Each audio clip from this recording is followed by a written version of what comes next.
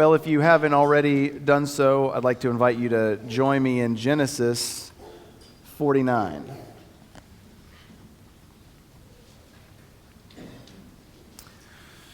In Genesis 49 this morning, I'm going to look at the whole chapter. If you're using the blue ESV Bible in the seat backs out there, you can find our text on page 42. And the title of our sermon is Suitable Blessings. Genesis 49. What goes around comes around, so they say. We've seen this truth. It's maybe not the whole truth, but there is something true about it. We've seen this working out in the book of Genesis in various ways. We see it especially in the life of Jacob. Now, what we've said really on repeat is that we don't live in a purely karmic universe, in the sense that simply, in a very straightforward way, you put good into it, you get good out of it. That's way too simple of a way to think about it. But God does rule the world according to this principle. God is not mocked.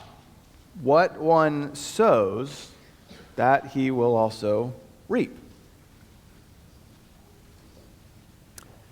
And when we come to Genesis 49 here, Jacob, or Israel, is on his deathbed. We saw him last week with his favorite son, Joseph. He was blessing Joseph, really blessing Joseph's two sons, Ephraim and Manasseh. And that was a powerful moment in their lives and in Joseph's life, as he for the first time was seemingly not quite getting what it was that the Lord was doing. In all of Joseph's life, he has been right there tracking with the Lord, and in this moment in Genesis 48 we saw Jacob had to correct him and say, no, it isn't the way you think. Ephraim the younger shall be prominent, not Manasseh the older. Well, after this, Jacob calls the rest of his 11 sons together to impart to all of them a final blessing before he dies. And according to verse 28, and this is in some ways the lens through which we need to read this passage this morning, in verse 28, all these are the 12 tribes of Israel. This is what their father said to them as he blessed them, blessing each with a blessing suitable to him. And so he isn't just blessing these sons as mere individuals, but regarding the people who will come after them, the tribes of Israel after them. And interestingly, we have this statement about it being a blessing suitable to each of them. We'll consider a bit about what that is later. But what we need to see from the passage today, and I'm going to read in just a minute, is that our lives now, they impact the future. What we do now impacts tomorrow, for good or for ill. We also need to see in this passage that we must fully embrace the gospel of free grace, one that is not based on our merit. And so those feel like ideas in tension together. What I do today impacts tomorrow, and yet I must believe this gospel of free grace that isn't about what I do. So here's the idea. Our actions have consequences. That's true. It's also true that God brings heaven to earth completely by His grace. And so, this is what I want for us this morning. right before I read it, I want you to have this thought in mind. What do I want from us as we leave here this morning? I want to join together in responding to this text by worshiping God with joy and by loving our neighbors as ourselves. So, let's read. Then Jacob called his sons and said, "Gather yourselves together, that I may tell you what shall happen to you in days to come. Assemble and listen, O sons of Jacob. Listen to Israel, your father. Reuben, you are my firstborn, my might, and the firstfruits of my strength, preeminent in dignity and preeminent in power. Unstable as water, you shall not have preeminence, because you went up to your father's bed. Then you defiled it. He went up to my couch. Simeon and Levi are brothers. Weapons of violence are their swords. Let my soul come not into their counsel. O my glory, be not joined to their company. For in their anger they killed men, and in their willfulness they hamstrung oxen. Cursed be their anger, for it is fierce, and their wrath, for it is cruel. I will divide them in Jacob and scatter them in Israel. Judah, your brothers shall praise you. Your hand shall be on the neck of your enemies. Your father's son shall bow down before you. Judah is a lion's cub. From the prey, my son, you have gone up. He stooped down. He crouched as a lion and as a lioness. Who dares rouse him? The scepter shall not depart from Judah, nor the ruler's staff from between his feet, until tribute come to him. And to him shall be the obedience of the peoples, binding his foal to the vine and his donkey's colt to the choice vine. He has washed his garments in wine and his vesture in the blood of grapes. His eyes are darker than wine and his teeth whiter than milk. Zebulun shall dwell at the shore of the sea. He shall become a haven for ships, and his border shall be at Sidon. Issachar is a strong donkey, crouching between the sheepfolds. He saw that a resting place was good and that the land was pleasant. So he bowed his shoulder to bear and became a servant at forced labor. Dan shall judge his people as one of the tribes of Israel. Dan shall be a serpent in the way, a viper by the path that bites the horse's heels so that his rider falls backward. I wait for your salvation, O Lord. Raiders shall raid Gad, but he shall raid at their heels. Asher's food shall be rich, and he shall yield royal delicacies. Naphtali is a doe let loose that bears beautiful fawns. Joseph is a fruitful bough by a spring. His branches run over the wall. The archers bitterly attacked him, shot at him, and harassed him severely. Yet his bow remained unmoved. His arms were made agile by the hands of the mighty one of Jacob. From there is the shepherd, the stone of Israel. By the God of your father who will help you, by the Almighty who will bless you, with blessings of heaven above, blessings of the deep that crouches beneath, blessings of the breast and of the womb. The blessings of your father are mighty beyond the blessings of my parents, up to the bounties of the everlasting hills.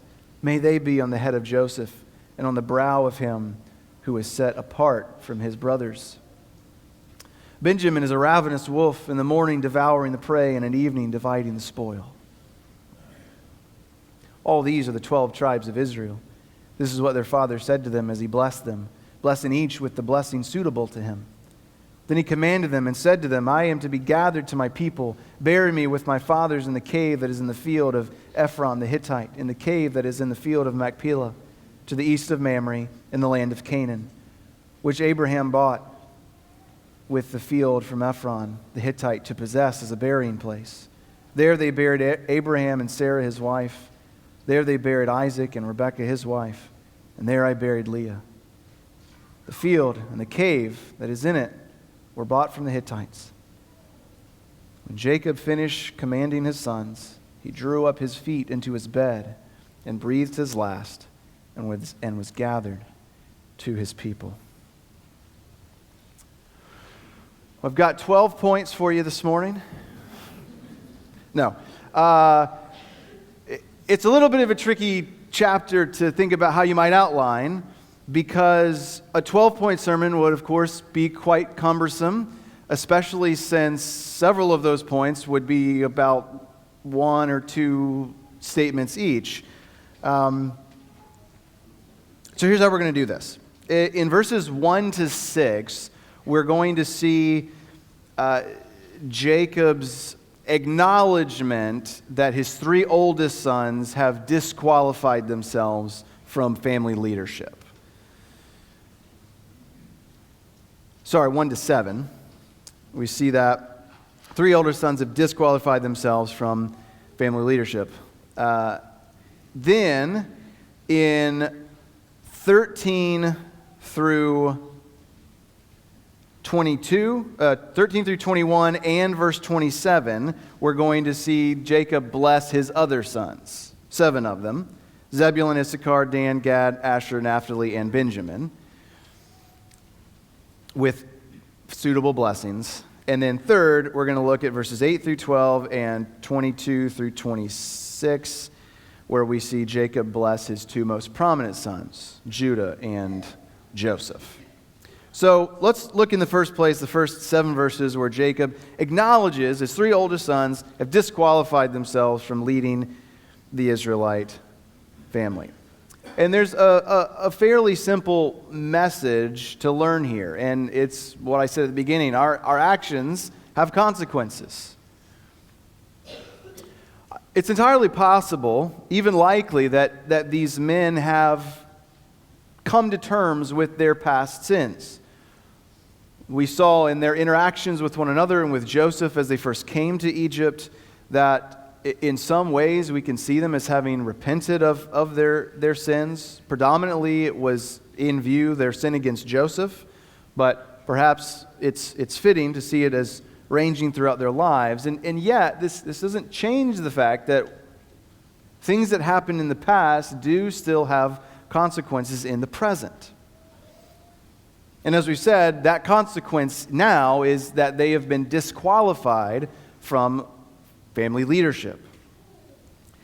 Well, think about Reuben first. You'll recall back in Genesis 35, verse 22, there was some sort of an odd statement, almost out of place, where as Israel and his family they were moving back into Canaan, we read this: while Israel lived in that land, Reuben went and lay with Bilhah, his father's concubine, and Israel heard of it.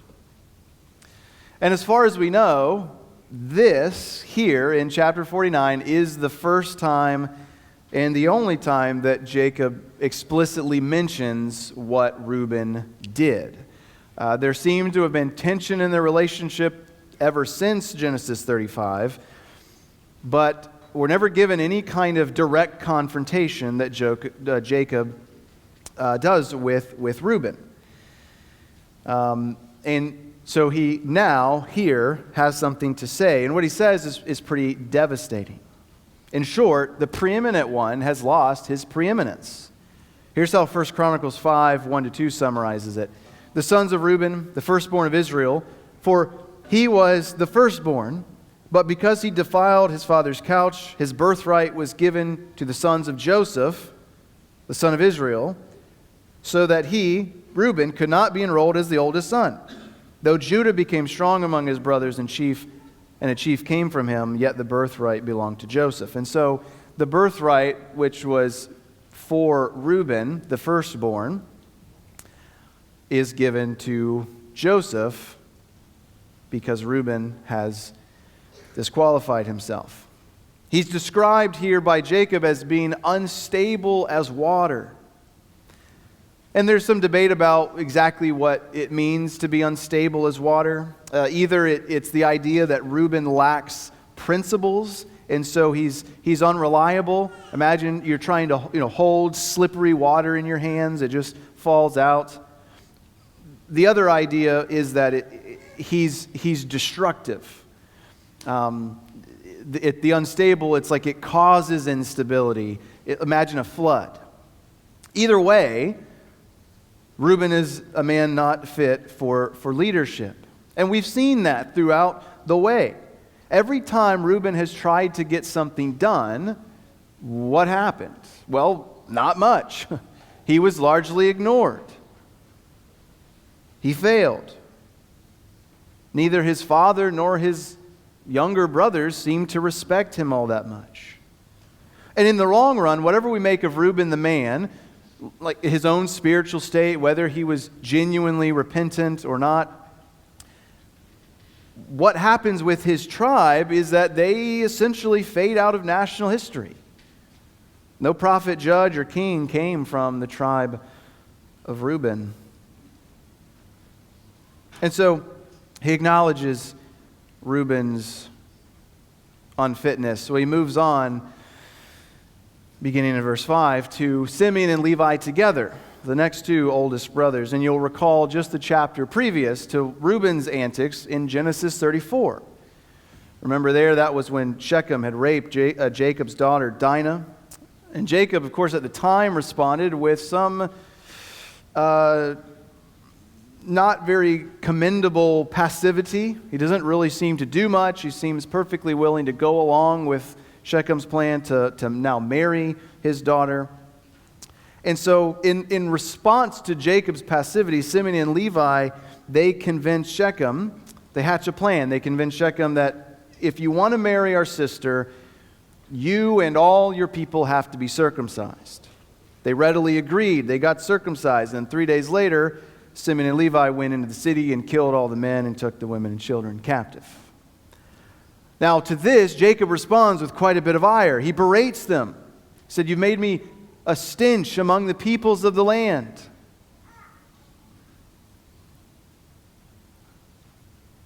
And since they're given the last word in Genesis 34, where he says this to them and they respond with the question, is it right that our sister should be treated like a prostitute? And so it seems in Genesis 34 that are we supposed to be sympathetic to them? Jacob didn't do anything. They at least did something.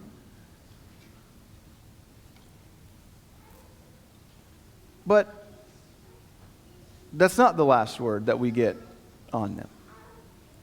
And while I think it is certainly right to see Jacob's passivity as not worthy of imitation there in Genesis 34, we shouldn't make the mistake of thinking that Simeon and Levi were in the right either. Because here in Genesis 49, we see that he actually gets the last word over his sons, and he condemns their actions. He says, "You guys are two peas in a pod." I mean, literally all of these guys are brothers, but he says specifically to them, "You guys really are brothers. You're one and the same. You're angry, wrathful men, killing men, rendering oxen useless that you wouldn't use yourselves." And so he curses their anger and their wrath, and he says, "I will divide them in Jacob and scatter them in Israel." Now the tribe of Simeon is allowed a tiny portion of land next to Judah and is eventually absorbed by Judah.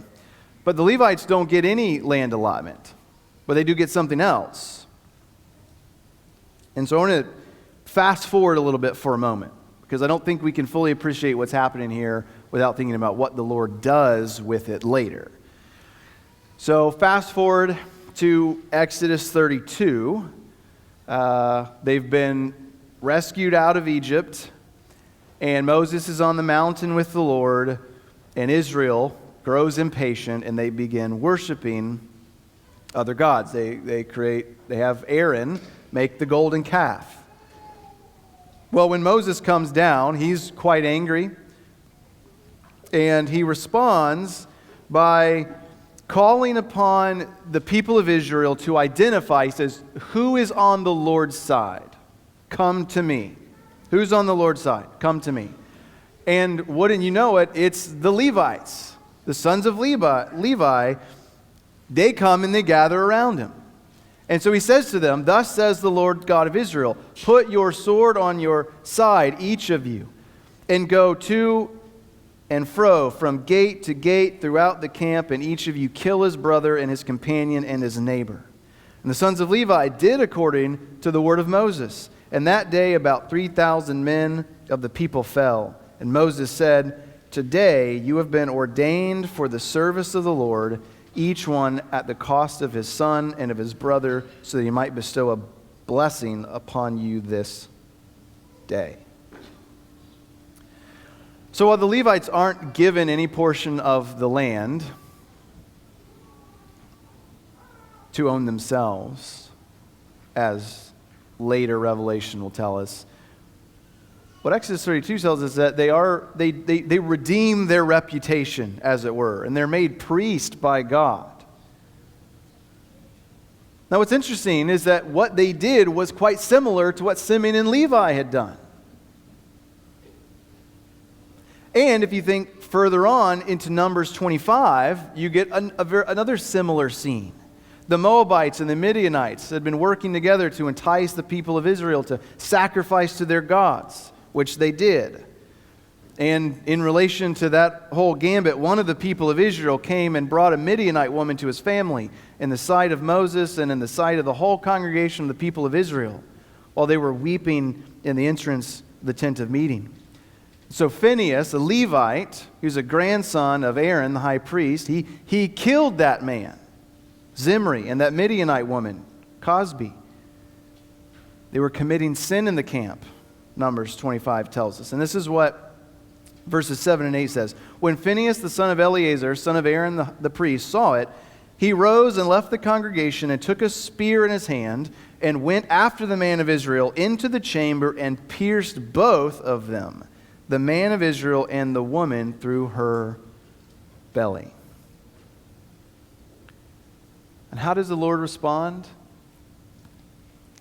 He blesses Phinehas.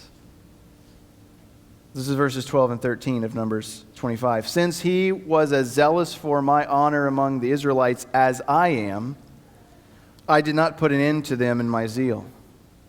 Therefore, I am making a covenant of peace with him. He and his descendants will have a covenant of a lasting priesthood, because he was zealous for the honor of his God and made atonement for the Israelites.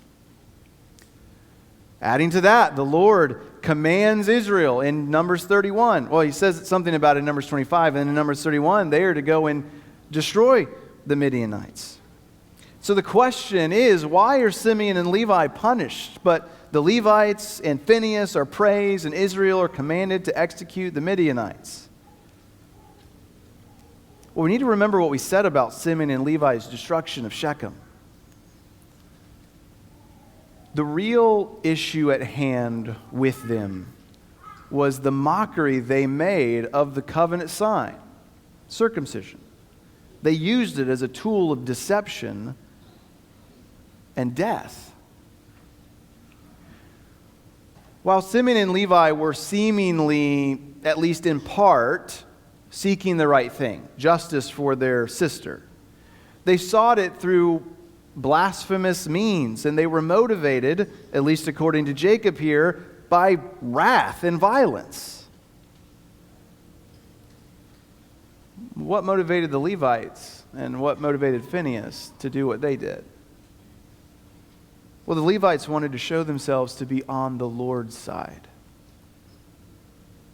Phinehas is described as being zealous for the honor of God's name. Right, the Israelites had been led astray by the Midianites to yoke themselves to Baal. And Phinehas was zealous for God's name.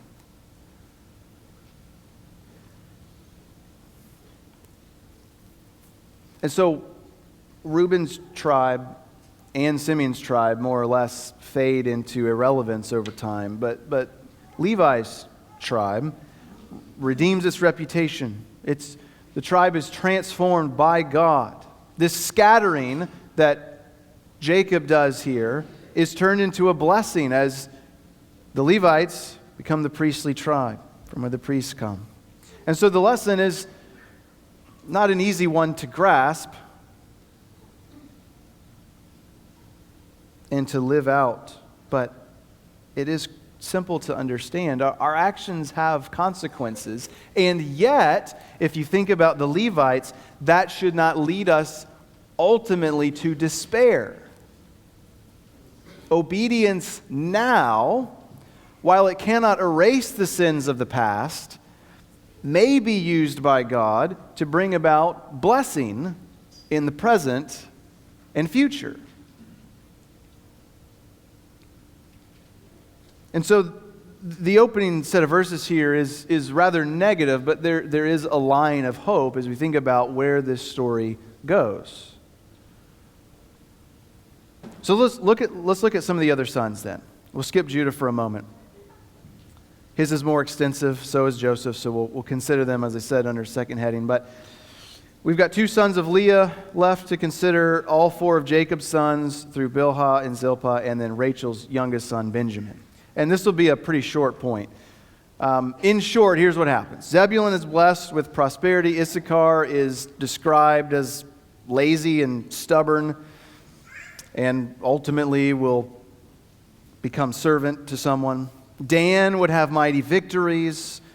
Gad would be attacked, but then would attack in return. Asher is happy, and he's blessed with a dwelling place, rich food. Naphtali's land exudes beauty, and Benjamin will be a fierce fighter. And you could trace all of these tribes out, and a lot of this is quite descriptive of what happens to each of them in Israelites' history, but we don't really know anything about these men themselves. We haven't been told much about them in the story thus far, and so it's hard to say much about them here. Other than that, according to verse 28, the blessings were suitable to them. And so at this point, we might say this: who we are and what we do now. Again, this is kind of just building on that idea of our actions have consequences, but they don't just have consequences in our lives, but in the lives of our children and our grandchildren, possibly even beyond. But I don't want you to think merely about one disqualifying or qualifying act of disobedience or obedience. That was largely what we saw with Reuben and Simeon and Levi. They did some horrendous things and were cut out from family leadership. But here, as we think about the suitable blessings for these men and how it touches on our lives, it's not just what's one thing you did. Don't think about just the single best moment of your life or the single worst moment of your life. But your character on the whole. Who are you as a whole? Who are we? Both our strengths and our weaknesses. How will those things in your life and in your children's lives and so on and so forth, how will they be repeated? How will they be amplified in your children and grandchildren? Now look, you can't control the amplification of your character traits in generations down the line. But what you can do is you can strive to live a holy life now, such that to whatever extent it happens, your children and others can and should emulate your life.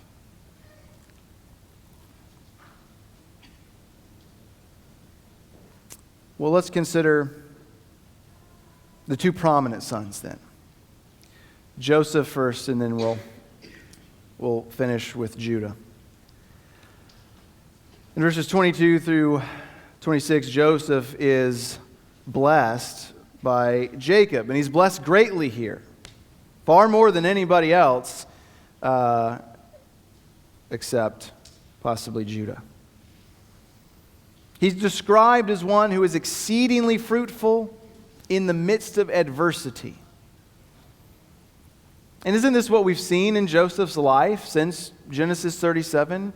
He has been through much suffering, he's endured much adversity, and yet he's been fruitful. The Lord has been with him. The Lord has prospered him.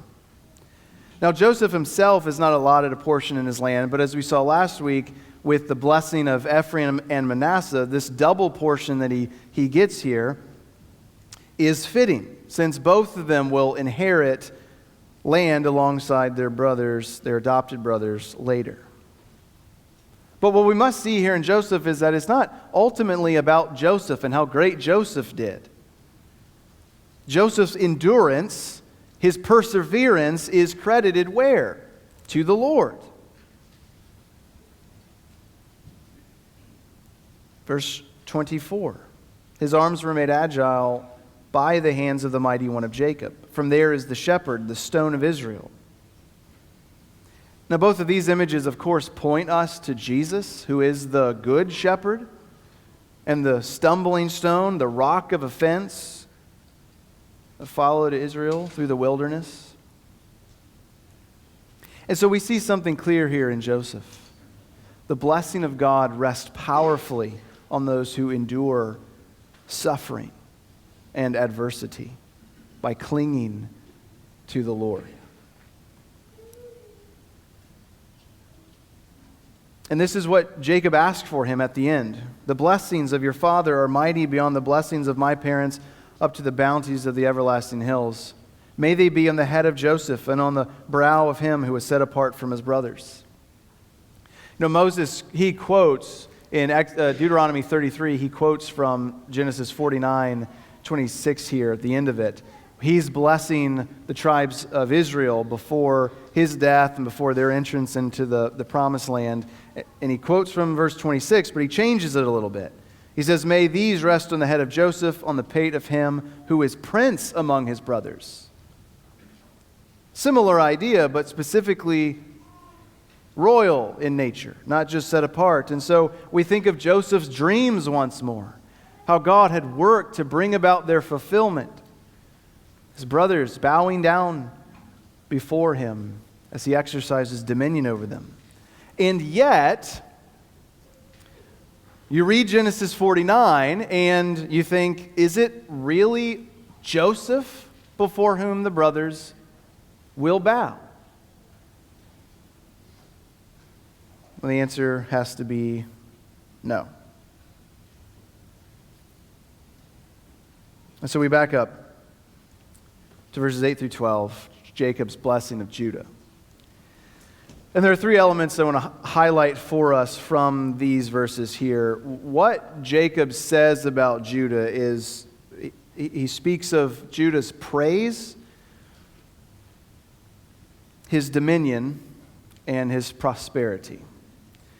So first, praise. He says, your brothers shall praise you.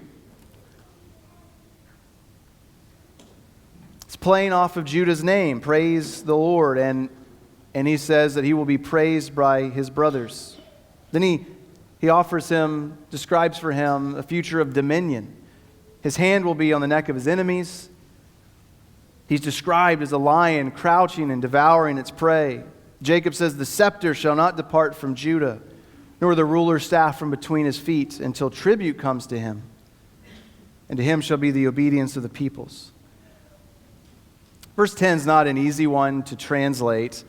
There's lots of debate about the line, until tribute comes to him. But the idea is unquestionably that Judah, who has become the de facto leader of his brothers now, he is emblematic of the blessing of dominion that shall be granted to his people after him.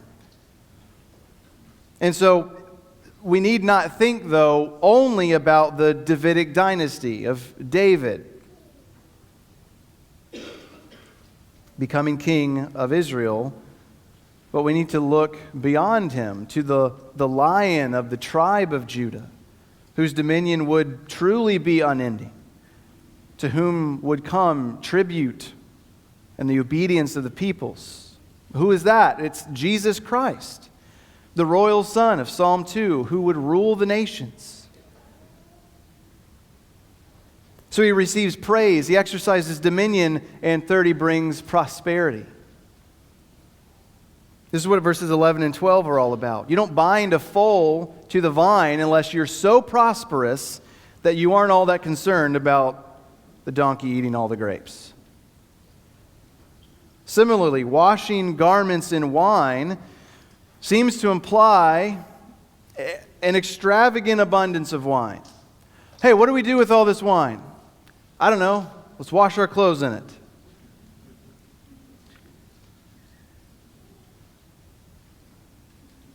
Verse 12 speaks of Judah's beauty. Or it could be if translated just a little differently, his eyes are not darker than wine, but dark with wine, dark from wine, his teeth white with milk. Again, it's implying this abundance of blessing that he brings.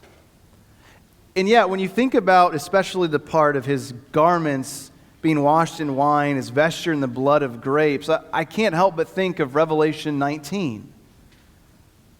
Then I saw heaven opened, and behold, a white horse, the one sitting on it called Faithful and True, and in righteousness he judges and makes war. His eyes are like a flame of fire, and on his head are many diadems, and he has a name written that no one knows but himself. He is clothed in a robe dipped in blood, and the name by which he is called is the Word of God. The armies of heaven, arrayed in fine linen, white and pure, were following him on white horses. From his mouth comes a sharp sword with which to strike down the nations, and he will rule them with a rod of iron. He will tread the winepress of the fury of the wrath of God Almighty. On his robe and on his thigh he has a name written, King of Kings and Lord of Lords. This imagery of blood and wine and garments, it's tied together in Isaiah's depiction of a divine figure returning with blood-stained garments from battle, resembling one who is trod in a winepress. Isaiah 63, 2-3 says, Why is your apparel red, your garments like his who treads in the winepress? I have trodden the winepress alone, and from the peoples no one was with me. I trod them in my anger and trampled them in my wrath. Their lifeblood spattered on my garments and stained all my apparel. So what's the deal? Judah is prophetically here expected to become a dynasty, marked by praise, marked by dominion and prosperity. But his enemies must beware.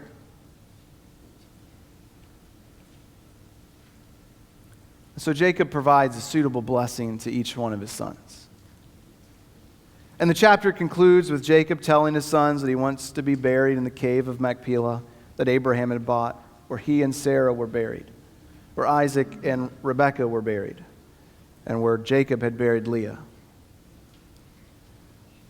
And at this, verse 33, the man who had set out on his feet to leave Canaan in Genesis 29, he's drawn up his feet into his bed and is gathered to his people.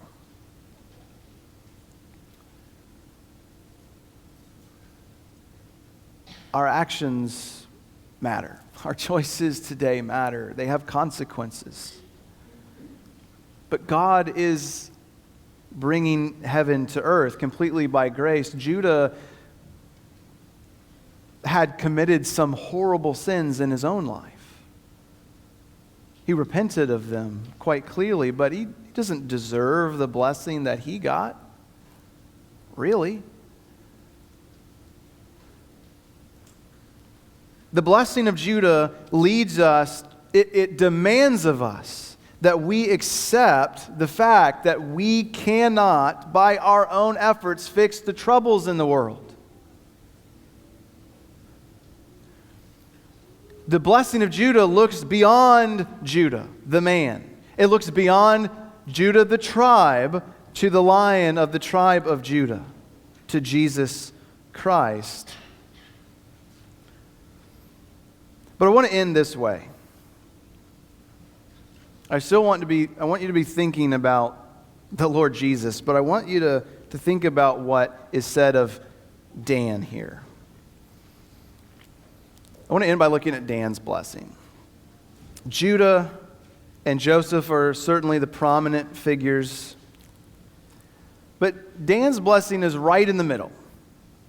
5 blessings come before it, 5 come after it. And given the way that Hebrew writers typically put things important in the middle of what they're saying, this seems to be significant.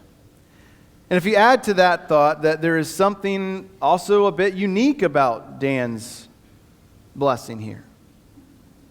He says this stuff about Dan, and then in verse 18 we get this statement, I wait for your salvation, O Lord.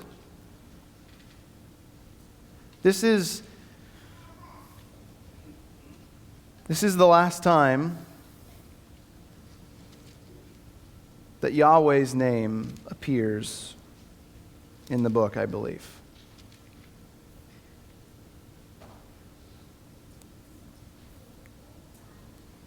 And it's interesting that it appears in connection with this son described as a serpent. Now, I don't believe the point is to identify Dan in any way with the serpent of Genesis 3, that Dan is a satanic figure here. And yet, it's hard not to see a connection. Jacob is describing his son as crafty and cunning here. He uses serpentine language. And does he not call to mind the ongoing war between the two seeds? He's about to die. The last patriarch is about to die, and the sons of Israel are going to be left without their father. And so in this moment, he says, I wait for your salvation, O Lord. So let me close with this question, with a few questions. Are you waiting for the salvation of the Lord? Have you waited on him?